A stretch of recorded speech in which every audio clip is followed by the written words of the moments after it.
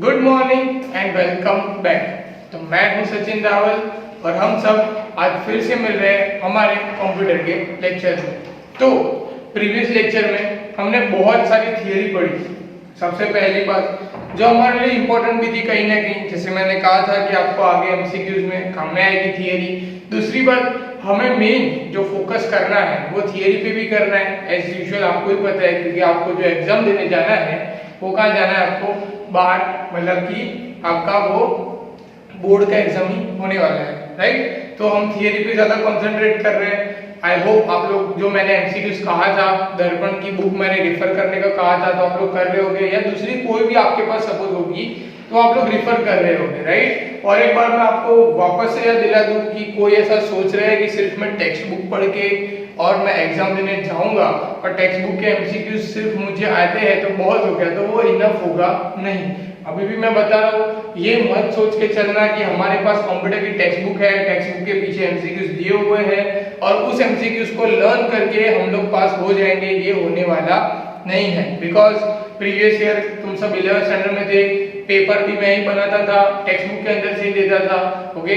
तो वो आपके लिए इजी था और वो आप उसमें से निकल जाते थे, 10th स्टैंडर्ड में भी निकल जाते थे। पर अब ऐसी चीज है कि अब पेपर मैं नहीं बनाने वाला हूँ, ना कोई और बनाने वाला है। पेपर आएगा सीधा गवर्नमेंट से और आपको वहां जाके एग्जाम देनी है, राइट। तो वो 100% तो है नहीं कि टेक्स्ट बुक में से पूछेंगे, टेक्स्ट बुक के बीच में से भी पूछ सकते हैं। उसके लिए आपको 110% आपको कोई ना कोई आपको हेल्प चाहिए ही। या तो आप दर्पण से करो, जो मैंने आपको आइडिया दिया है, या फिर आप गाला, नवनीत, कोई भी आप ले लो, तो इसमें से आपको एमसीक्यूज एक्स्ट्रा पढ़ने ही पड़ेंगे, ओके।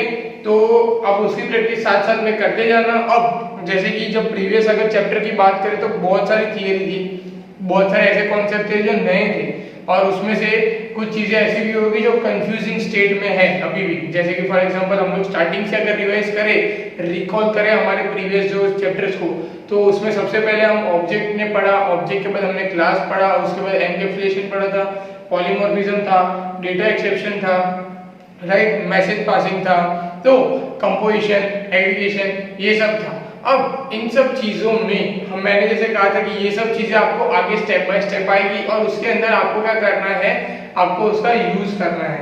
पर पहला वो था कि जो वो मेन था जिसके अंदर से आपको थियरी के लिए उसके क्वेश्चन आपको प्रिपेयर करने हैं। अब हम स्टार्ट करने वाले हैं, मतलब आज जो हम करने वाले हैं वो है चैप्टर नंबर 7। तो इसके बारे में मैं सबसे पहले समझाऊं, उसके पहले क्या करो, तुम लोग बुक अपने पास अगर आपके पास होगी ही, 110% होनी ही चाहिए, टेक्स्ट बुक ओपन कर लो। क्योंकि आज के लेक्चर में कुछ चीजें ऐसी है जो टेक्स्ट बुक में नहीं भी हो सकती है, तो आपको याद रहे जो मैंने कहा था कि ये चीज यहाँ पे नहीं हुआ, यहाँ से हम करेंगे, राइट। तो chapter number 7, okay. Text book का मैं जब चैप्टर का नाम लिखता हूँ जावा बेसिक्स, ओके, तब तक आप खोल दो चैप्टर नंबर 7, पेज नंबर है 127, ओके। तो जिन्होंने टेक्स्ट बुक अब तक नहीं लिए तो पहले टेक्स्ट बुक ले लो, पेज नंबर 127 ओपन कर दो।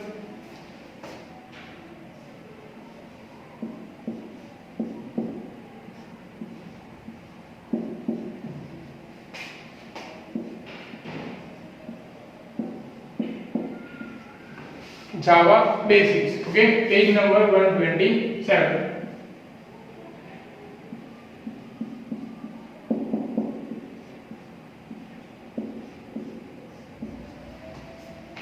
तो हम लोग है पेज नंबर 127 में। अब जैसे कि मैं आपको पहले बता दूं कि ये वाला चैप्टर भी बड़ा है, पर ये वाले चैप्टर में हमें क्या करना है, अभी हमने कॉन्सेप्ट सारे समझ लिए कि भाई ये कॉन्सेप्ट है, ये कॉन्सेप्ट है, ये कॉन्सेप्ट है, ये कॉन्सेप्ट है। हमारे पास 4-5 अलग अलग कॉन्सेप्ट है जिसमें जावा के प्रोग्रामिंग हो रहे हैं।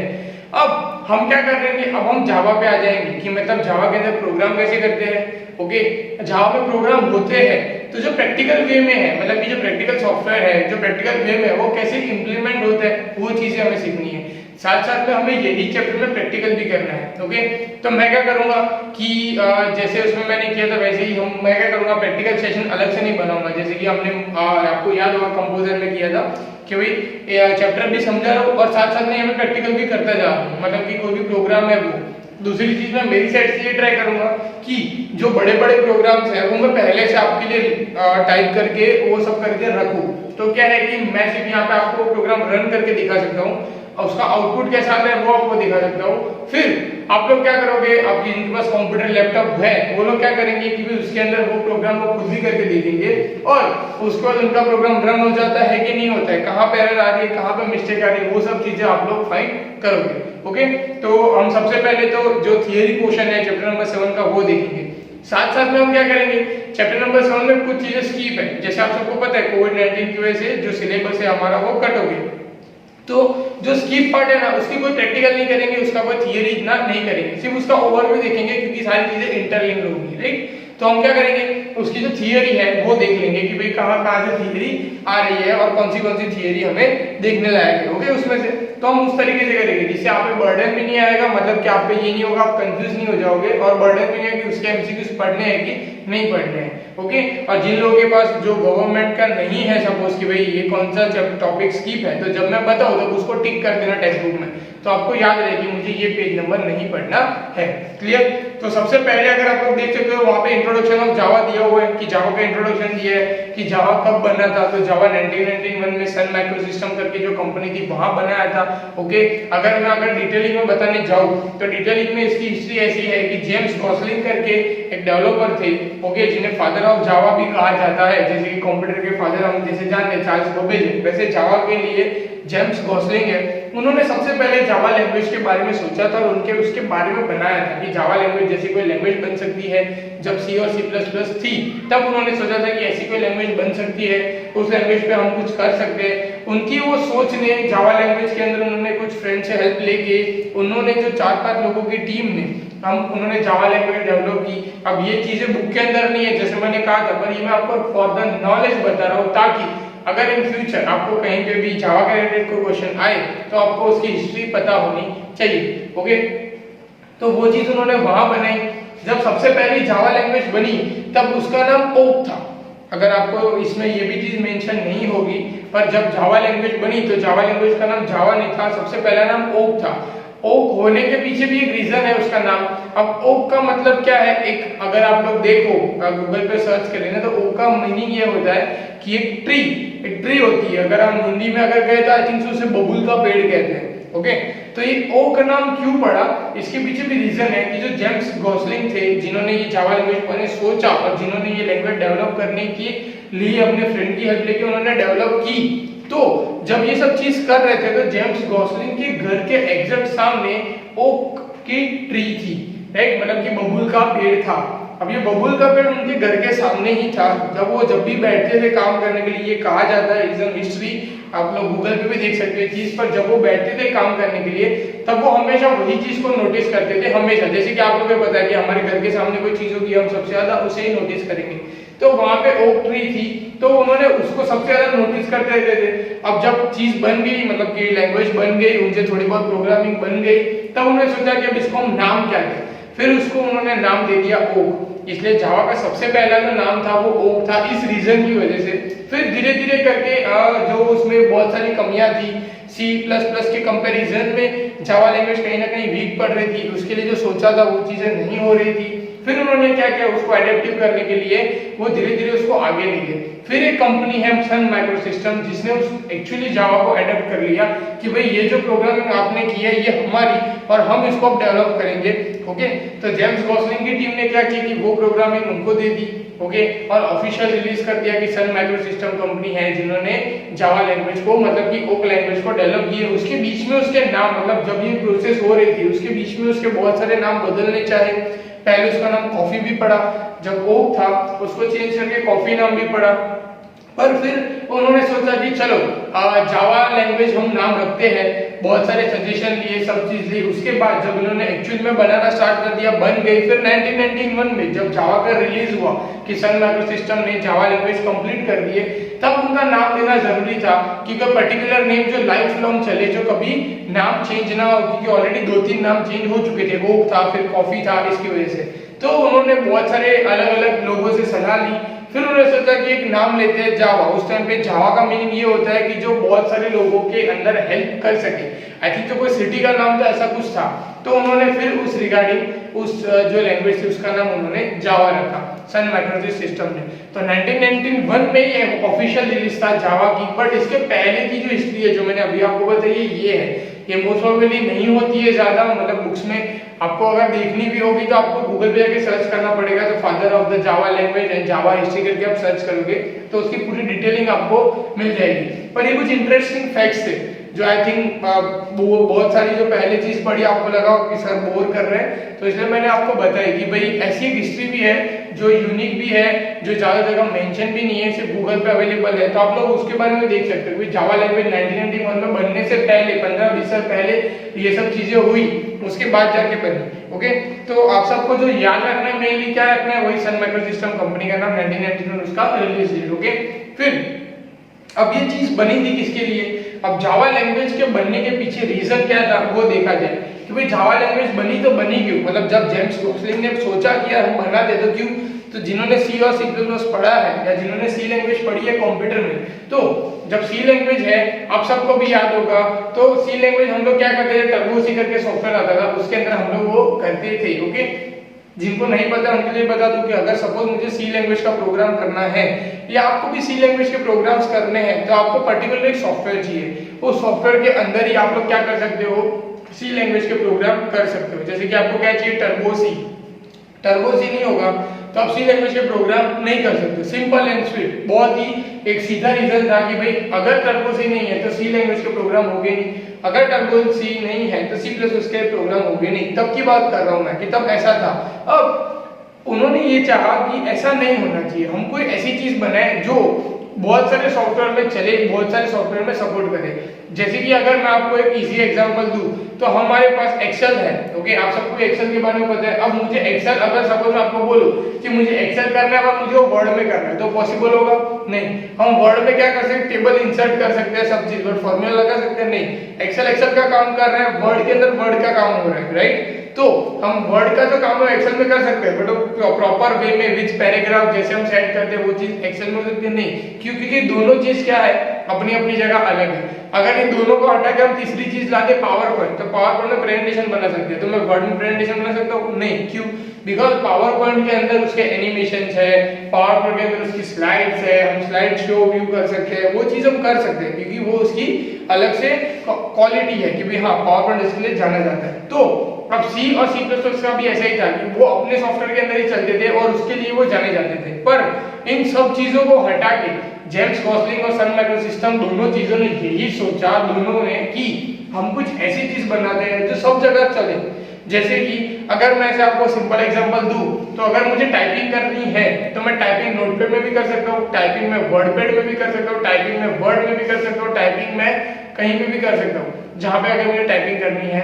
तो वही चीज थी, इन्होंने ऐसा सोचा कि भाई जावा की लैंग्वेज हम जो बनाए वो कोई भी सॉफ्टवेयर में चले, मल्टीपल सॉफ्टवेयर में चले और उसके साथ साथ लोगों को आ भी जाए और लोगों को इजी पड़े।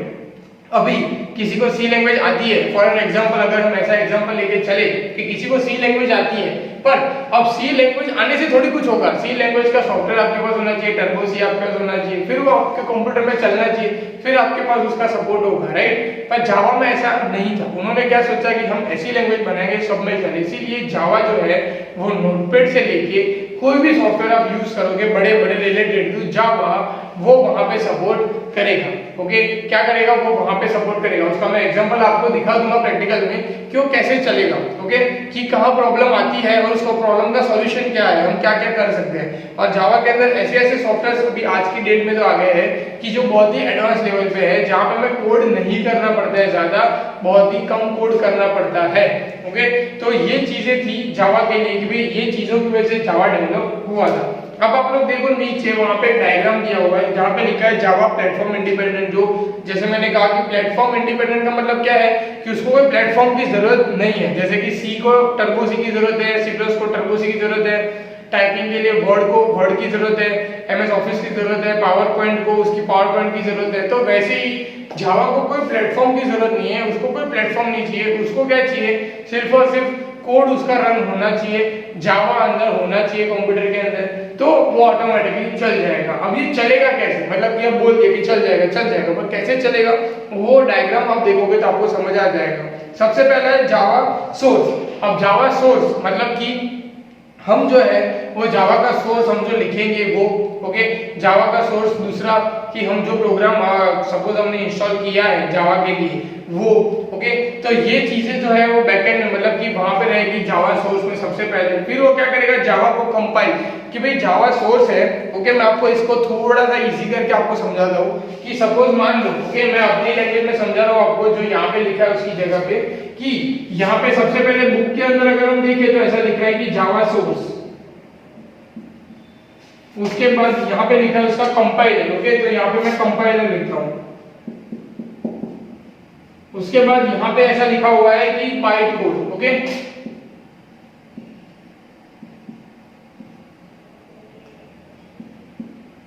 यहाँ पे बाइट कोड लिखा है। उसके बाद वहां पे लिखा है लिनक्स है, विंडोज और मैक है।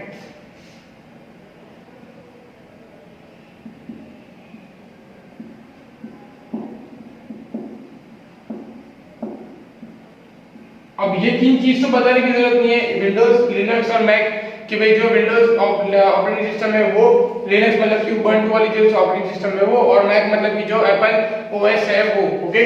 अब ये जावा सोर्स का मतलब क्या है कि जो हम सॉफ्टवेयर डालते हैं वो, उसके बाद हम जो कोड लिखते हैं वो। अभी कंपाइलर का मतलब क्या है कि जो हम सॉफ्टवेयर डालेंगे वो कंपाइल करेगा ओके। अब ये प्रोसेस कैसे चलती है कि सपोज मान लो कि हम जो कोड लिख रहे हैं अभी के लिए वो हम नोटपैड के अंदर लिख रहे हैं ओके। अब हम कंपाइलर किसमें होगा, जो जावा का जेडीके है उसमें होगा ओके। फिर नीचे आता है जेआरई, अब और फिर आता है यहाँ से ये रन होने के लिए। अब मैंने यहाँ से क्या लिखा कि मेरे पास जो सॉफ्टवेयर है वो, और मैंने जो कोड लिखा है वो, कंपाइलर क्या करेगा, ये जो चीज है इस चीज को कन्वर्ट करेगा यहाँ पे मशीन में। अब आपको ही पता है जब आप पहले पढ़ते थे तो आपको याद होगा कंप्यूटर 0101 समझता है, तो वो यहाँ पे कंपाइल करेगा उसके अंदर ओके, यहाँ पे। और कंपाइल हो जाने के बाद यहाँ से वो चीज जाएगी बाइट कोड में जो है मशीन लैंग्वेज ओके। यहाँ से मशीन लैंग्वेज में चली जाएगी, और मशीन लैंग्वेज के बाद क्या हो जाएगा, यहाँ से वो सीधा यहाँ पे कि भाई कौन सी ऑपरेटिंग सिस्टम है वो वहां पे सपोर्ट करेगा। क्लियर, यहाँ पे ये जो कोड लिखेगा उसको वो एग्जीक्यूट करेगा। ऐसे भी हम कह सकते हैं कि भाई एग्जीक्यूट कर रहे हैं, या तो एग्जीक्यूट की जगह पे मेरे पास एक अच्छा वर्ड है वो आपको याद रहेगा, वो उसको रन करवाता है। क्या करवाता है, रन, कि भाई यहाँ से प्रोग्राम को लिखा, रन करवाया ओके। मैं ये एक वाली चीज है ये बुक के अंदर नहीं है, ये मैं आपको सिंपल लैंग्वेज के लिए समझा रहा हूँ कि जावा सोर्स के अंदर जो हमारे पास कोड है, जो सॉफ्टवेयर है, सपोज फॉर एग्जांपल हम ऐसा लेके चले दोनों चीज कि सपोज मेरे पास कोई सॉफ्टवेयर है तो सॉफ्टवेयर का कंपाइल करेगा, कंपाइल करने के बाद उसका बाइट कोड करेगा, और वो वहां पे लिनक्स या विंडोज सामने दिखेगा कौन सी ऑपरेटिंग सिस्टम है, इसमें कैसे रन होना चाहिए वो सपोर्ट करेगा। अगर अगर अपनी भाषा में यहाँ पे कोई कोड है तो कोड में क्या होगा, क्योंकि मैंने कुछ टाइप किया हुआ है, कोई कोड लिखा हुआ है, तो वो कोड को वो क्या करेगा, पहले कंपाइल करेगा मतलब कि रन करेगा, उसके बाद उसको उसी मशीन लैंग्वेज में कन्वर्ट करेगा 0101, उसके बाद सामने कौन सी चीज है, विंडोज है, लिनक्स है कि मैक है, उसमें कन्वर्ट करेगा ओके। इस तरीके से ये जो फ्लो है वो चलता है जावा का। अगर हम इसको और इजी तरीके से अगर मैं बताऊं, अगर तो एक रियल लाइफ एग्जांपल के साथ चलते हैं कि फॉर एग्जांपल आप लोग ऐसा मान लो कि आप स्कूल में हो ओके, ये एग्जांपल आप मान लो, और एक मैसेज पास हो रहा है नीचे से, मतलब स्कूल से एक मैसेज पास हो रहा है कि भाई 10th 11th और 12th ये तीनों, मान लो ये 10th है, ये 11th और ये 12th है, तो ये तीनों स्टैंडर्ड्स को कल सुबह 10 बजे स्कूल आना है, एक एग्जांपल के लिए ओके। अब ये अगर सपोज हम देखा जाए तो ये कहां से होगा, मैसेज सबसे पहले बनेगा कहां से, मतलब जो थॉट कहां से आएगा, प्रिंसिपल सर से, राइट। तो हम लोग ये एग्जांपल कुछ रिलेटेड नहीं है, फिर मैं आपको समझाने के लिए आपको बता रहा हूं कि कैसे वो पास होता है। तो मैसेज कहां से आएगा, यहाँ से, मतलब कि सबसे पहले आएगा प्रिंसिपल सर से जो डिसाइड करेंगे कि भाई कल 10th 11th और 12th को 10 बजे आना है, तो यहाँ से वो डेवलप होगा, राइट। वो डेवलप होके यहाँ से जाएगा कंपाइलर में। कंपाइलर अभी यहाँ पे कौन बन रहा है, हमारे एग्जांपल में कोऑर्डिनेटर। आप सब भी जानते हो आपके जो कोऑर्डिनेटर सर है, हमारे जो कोऑर्डिनेटर सर है अर्जुन सर है, राइट। तो क्या करेंगे, प्रिंसिपल सर अर्जुन सर को बोलेंगे कि अर्जुन सर आपको ये मैसेज पास करवाना है कि 10th 11th और 12th ये तीनों स्टैंडर्ड क्या हो कि भाई कल सुबह 10 बजे स्कूल आए ओके। अब अर्जुन सर से मिल गया, मतलब कंपाइलर तक पहुंच गया। अब कंपाइलर क्या करेंगे कि भाई ओके, अब उनके क्लास टीचर्स कौन कौन है उनको जाके ये मैसेज दे दो तो वो क्या करेंगे, बाइट कोड मतलब कि उनकी भाषा जो समझते हो वो, राइट। तो वो क्या करेंगे, उनके टीचर्स को भी आप सब सिर्फ सबसे ज्यादा किसकी मानोगे, अपने क्लास टीचर की मानोगे, राइट। सब्जेक्ट टीचर्स या कोऑर्डिनेटर्स को छोड़ के आप सबसे पहले ज्यादा किससे अटैच रहते हो, अपने क्लास टीचर से अटैच रहते हो। तो वो क्या करेंगे कि भाई अपने अपने उनके क्लास टीचर को भी उनके बाइट्स कोड अगर उनके क्लास टीचर को बता दो, वो उनकी अच्छे से समझेंगे और उनका मैसेज सबसे पहले कन्वे करेंगे। तो वो क्या करेंगे, अर्जुन सर यहाँ से उनके क्लास टीचर को बोल देंगे कि जैसे 10th की जो क्लास टीचर है वो, 11th की जो क्लास टीचर है वो, 12th की जो क्लास टीचर है वो, उन सबको बोल देंगे कि भाई आप बच्चों तक मैसेज पहुंचा दो कि आप क्या है, कल आपको 10 बजे आना है। अब क्लास टीचर क्या करेगा, क्योंकि देखेगा ओके ये आज आया है, ओके क्लास में जाके मैसेज पास कर दिया, क्लास से देखा कि ओके ये 4-5 बच्चे नहीं आए हैं जो कल आ सकते हैं, तो उनको कॉल करके बोल देंगे कि बेटा कल आपको सुबह 10 बजे आना है, राइट। तो ये अच्छे समझते हैं कि यहाँ पे कौन सी चीज कहाँ पे है, राइट। इसलिए बाइट कोड अच्छे समझता है कि भाई मुझे विंडोज में जाना है, बाइट कोड अच्छे समझते हैं कि लिनक्स मेरा है, या बाइट कोड समझते हैं कि मैक है, क्योंकि तीनों की जो प्रोग्रामिंग है, मतलब तीनों के अंदर जो ऑपरेटिंग सिस्टम है वो अलग अलग है, तो तीनों वर्क कैसे करते हैं वो भी अलग अलग है। वो अच्छे से कौन समझता है, सिर्फ बाइट कोड समझता है, समझे। तो क्लास टीचर को अच्छे से पता होगा कि कौन सा बच्चा आया है, कौन सा बच्चा नहीं आया है, कौन से बच्चे के पास कौन सा मतलब मोबाइल नंबर उसका कौन सा है, वो डायल करके उनको फोन करके एग्जैक्ट मैसेज पहुंचा सकते हैं। अगर मैं ये प्रोसेस को निकाल दूं, मतलब सोचो अगर सिर्फ प्रिंसिपल सर हो और आप सब हो, प्रिंसिपल सर आप सबको पर्सनल 1-to-1 तो नहीं जान सकते, क्योंकि आप लोग एक क्लास में अगर 30 है तो ABCD अगर हम काउंट करें, ABCD अगर भी काउंट करें तो भी 3 सर में मिला के मोर देन 150-200 स्टूडेंट्स हो सकते हैं। अब 200 स्टूडेंट के नंबर तो सर के पास 200 स्टूडेंट के नंबर डायल नहीं कर सकते, राइट। 200 स्टूडेंट के पास 1-to-1 जाके नहीं बोल सकते ना, क्लास के अंदर जाके अगर बोले तो जो बच्चे एब्सेंट है वो रह जाएंगे। तो ये क्या, ये मैनर फॉलो होता है, ये आप सबको पता है, ये रेगुलर लाइफ का जो मैंने एग्जांपल दिया, तो ये मैनर फॉलो होने से वैसे क्या है कि एग्जैक्ट मैसेज पहुंचता है। तो जावा में भी कैसे है कि भाई हाँ एग्जैक्ट मैनर में हर एक के अंदर सपोर्ट होगा। अब जैसे कि सी लैंग्वेज है, तो सी लैंग्वेज क्या है कि वो सीधा सोर्स से सीधा विंडोज के अंदर टर्बो सी को सपोर्ट करता है, उसके बीच में ये कंपाइलर और बाइट कोड की लेयर उसके अंदर ही आ जाती है, वो सीधा यहाँ से Java source compiler byte code और सीधा मतलब कि एक ही लाइन में चलता है, कहीं पे चेंज नहीं आएगा। मतलब ऐसा नहीं होगा कि लिनक्स के अंदर भी वो चलेगा, मैक के अंदर भी चलेगा, नहीं, टर्बो सी कहाँ चलेगा, सिर्फ विंडोज के अंदर, क्योंकि सीधा एक ही लेयर है कि बाइट कोड है, वहां से सोर्स है, बाइट कोड है, कंपाइलर है और सीधा टर्बो सी का सॉफ्टवेयर है, तो सब एक ही के अंदर आएगा और एक ही स्ट्रेट वे चलेगा। पर जावा क्या करता है कि भाई मुझे सब जगह सपोर्ट करवाना है, ऐसा नहीं है कि भाई विंडोज के कंप्यूटर में जावा चले, जावा लिनक्स के कंप्यूटर में भी चलना चाहिए, जहां पे एप्पल के सॉफ्टवेयर मतलब कि मैक ओएस के सॉफ्टवेयर है वहां पे भी जावा चलना चाहिए, अलग अलग सॉफ्टवेयर के अंदर भी चलना चाहिए, एक ही सॉफ्टवेयर टर्बो सी के जैसा नहीं चलना चाहिए। तो इसकी वजह से क्या किया इन्होंने, ये मैनर फॉलो किया है, ओके। तो आई थिंक को ये वाली चीज आपको पढ़नी भी चाहिए, साथ साथ में आपको लर्न भी करनी है इसके एमसीक्यूज, क्या क्यों की क्या होगा कि ये लर्न करोगे आप तभी जाके उसके एमसीक्यूज आपको आएगा, और ये बहुत ही बेसिक चीज है, इसलिए ये चीज आती है कि भाई जावा सोर्स है, कंपाइलर है, बाइट कोड है, वो कैसे उसका जो प्लेटफॉर्म इंडिपेंडेंट है ये कैसे प्रूफ होता है वो आपको लर्न करना ही है, ओके। उसके बाद नेक्स्ट आप चले जाओ पेज नंबर 128। अब पेज नंबर 128 पे बहुत ही इंपॉर्टेंट बात जो मैं आपको बताने जा रहा हूँ, वहां पे आप लोग देख सकते हो बाजू में आपको एक मिल रहा होगा प्रोग्राम, ओके। आप सोचोगे कि ओके सर चलो प्रोग्राम पे फाइनली हम लोग पहुंच गए, ओके। तो अब प्रोग्राम के अंदर मैंने चेंज किया है स्पेशली आप लोगों के लिए, बिकॉज आप सबको पता है कि कोविड की वजह से हम लोग तो मिल नहीं पा रहे हैं, सबसे पहली बात। दूसरी बात ऐसी हो रही है कि हमारे पास दूसरे सब्जेक्ट का भी ऑलरेडी बर्डन है, तो मैंने क्या किया है कि भाई प्रैक्टिकल चीज के लिए, क्योंकि आप सबको प्रैक्टिकल स्कूल में देना है, तो प्रैक्टिकल चीज के लिए मैंने आपका जो बर्डन है वो थोड़ा कम कर दिया है कि यहाँ पे आप लोग देख सकते हो कि आपको अगर 129 का पूरा पेज गिनो तो मोर देन 20 लाइंस तो होगी जो टाइप करनी पड़ेगी आपको, राइट। अब आप उतना टाइप करोगे, रन करोगे तो कहीं ना कहीं आपको स्टक आएगा। तो हम क्या कर रहे हैं, ये मैंने इसके लिए स्पेशली बता रहा हूँ क्योंकि फिर कहीं पे कंफ्यूजन नहीं होना चाहिए मेरे और आपके जो बीच में, ओके। तो हम एक सेम पेज पे होने चाहिए कि भाई जो हम कर रहे हैं वो ही हम आगे फॉलो करेंगे, राइट। तो मैं क्या कर रहा हूँ आप सबके लिए कि जो बुक के अंदर सॉफ्टवेयर दिया है नोटपैड जावा के लिए, वो सॉफ्टवेयर दिया है स्किट, जो आप लोग आगे देखोगे SCIT स्किट करके एक सॉफ्टवेयर आता है, उसके अंदर जावा के प्रोग्राम रन किए, पर बुक के अंदर सारे के सारे प्रोग्राम ऐसे लिखे हुए हैं, ओके।